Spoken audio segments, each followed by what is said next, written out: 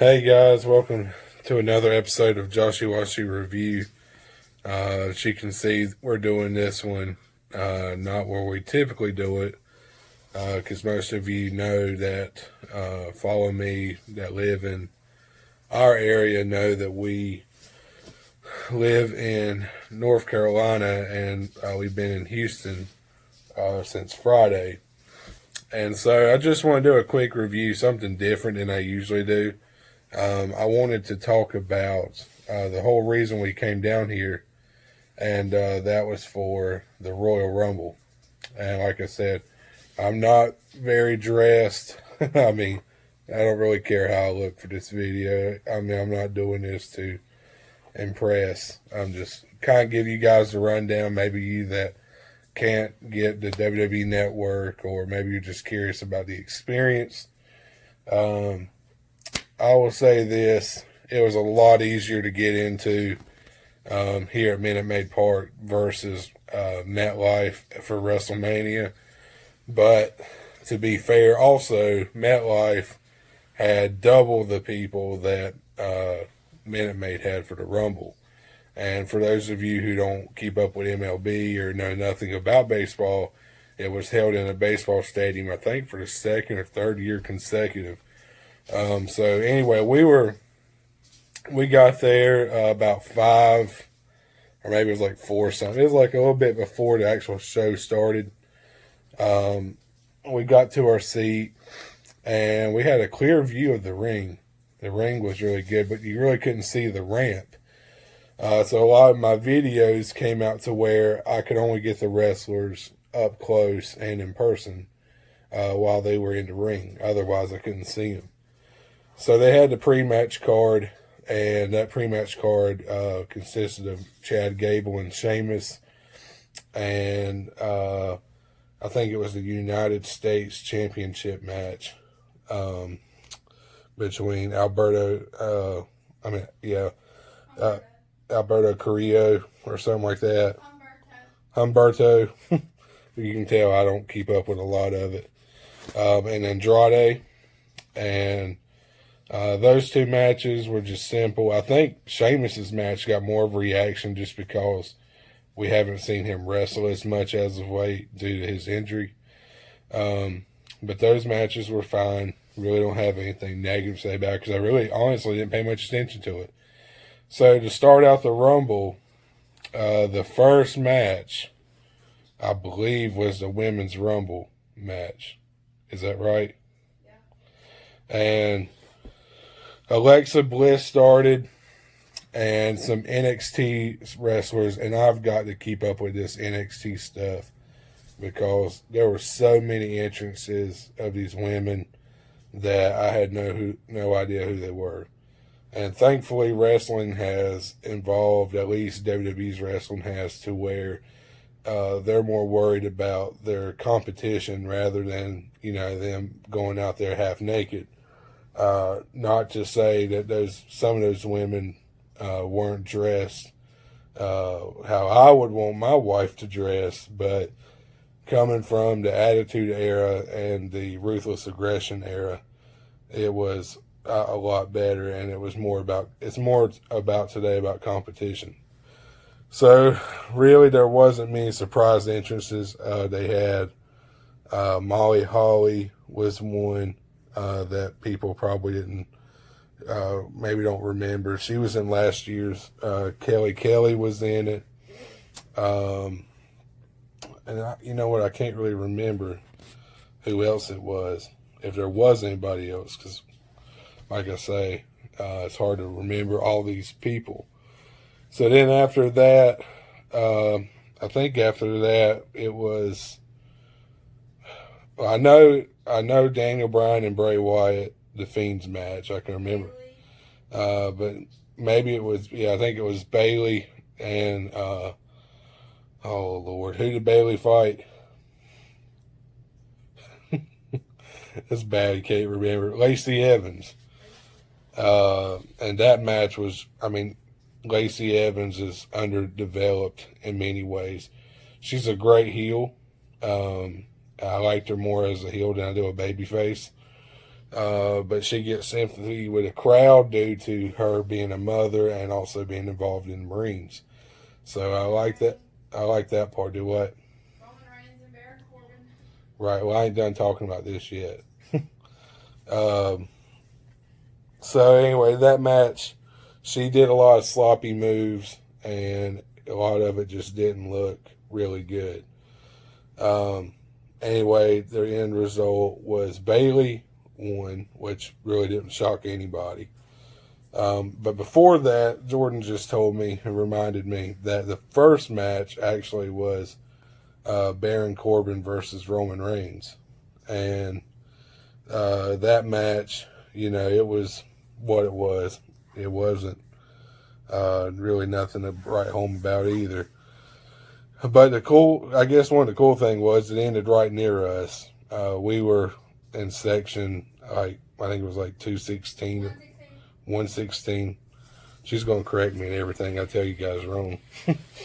We were in section 116 at Minute Maid Park, and it ended like probably about 2 sections away from us. So she actually got some good video clips of that.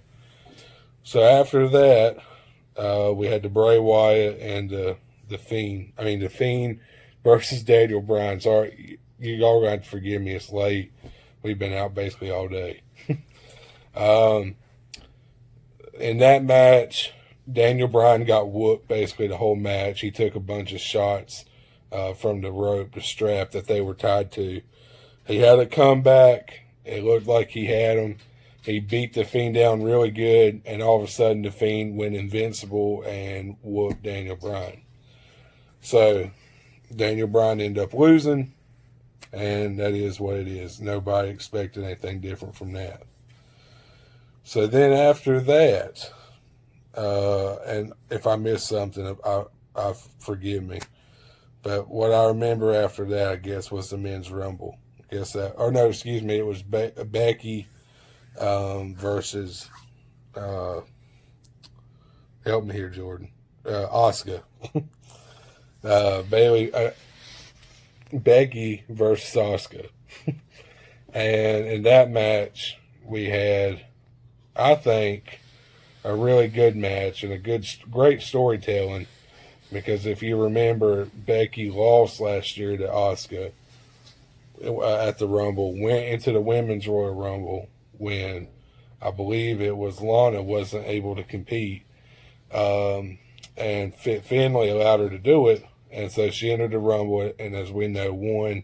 And then she went to MetLife Stadium to face Charlotte and Ronda Rousey. And so she won the match. And, they had a good sequence. I knew the green mist would come into effect at some point. My prediction was she would try to do it and get it in Kairi Sane.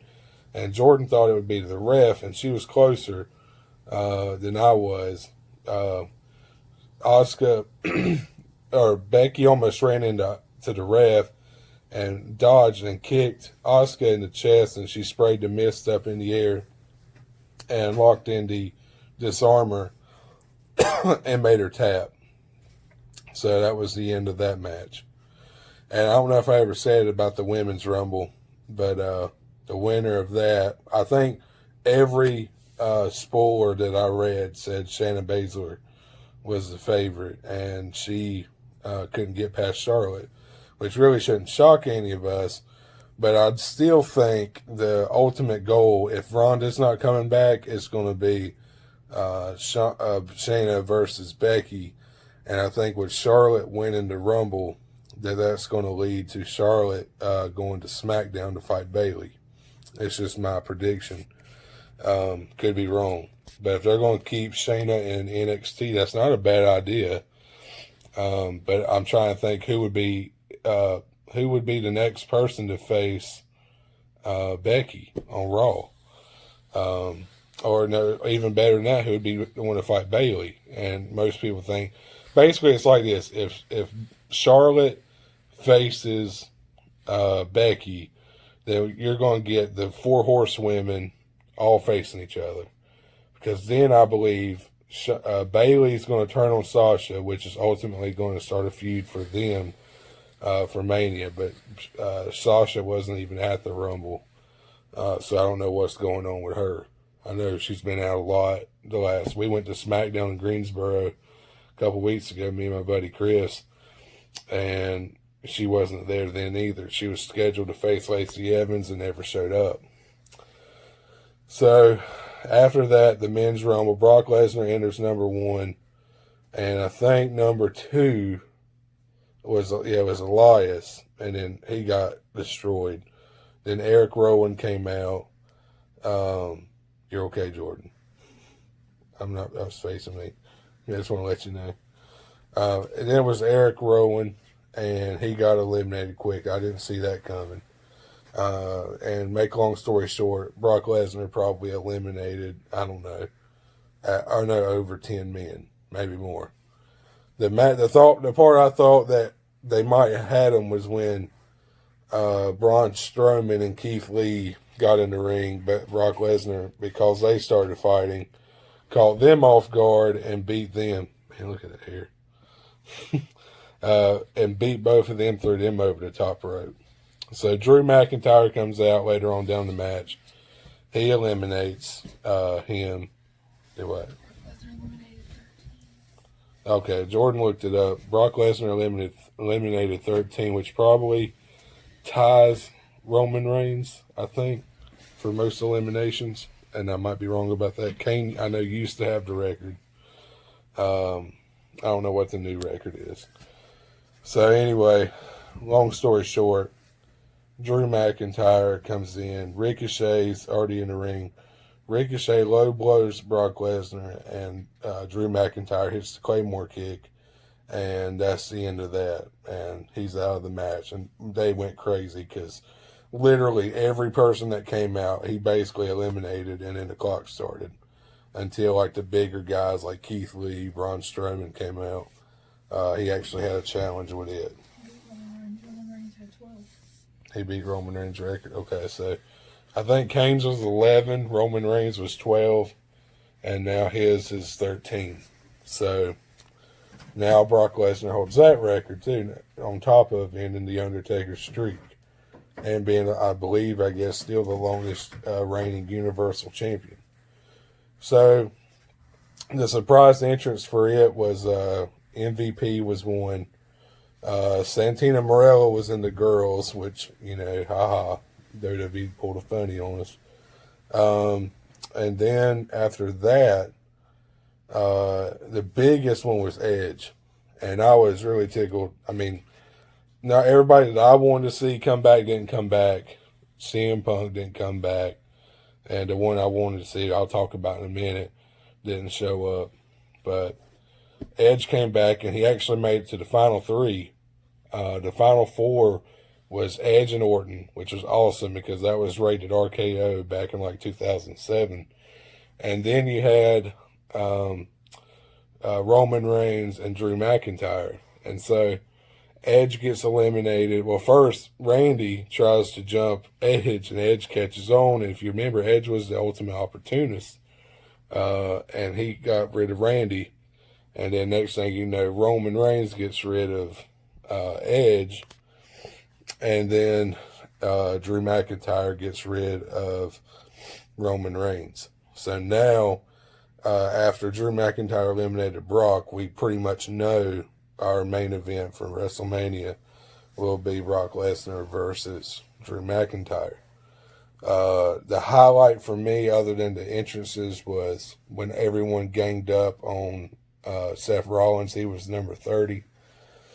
And outside of that, there really wasn't a whole lot of highlights. This is not going to be one of those Rumbles that, as a whole, you're going to remember. But if you remember, you diehard fans know back in 2009, when Vince McMahon introduced Drew McIntyre, he said he would be a future world champion. Now, Drew McIntyre of 2009 versus 2020 are two different people. But I was really happy for him. But my letdown this year was like every year, no Undertaker. And I'm 27, about to be 27 in April.